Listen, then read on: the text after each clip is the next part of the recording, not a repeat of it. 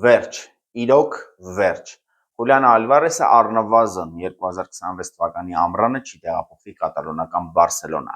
Սովորաբար հատուկ անունները գրվում են մեծատառով, բայց այս ակումբը կմնա պատմության մեջ միակ ակումբը, ում անունը գրվում է փոքրատառով։ Ատլետիկոն պաշտոնական հայտարարություն է տարածել, որտեղ բառացիորեն ասվում է.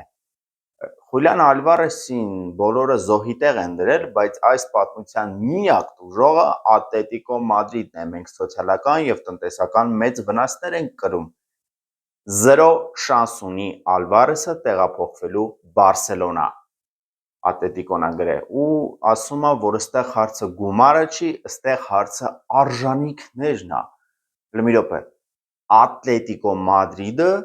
խոսում է արժանինքներից։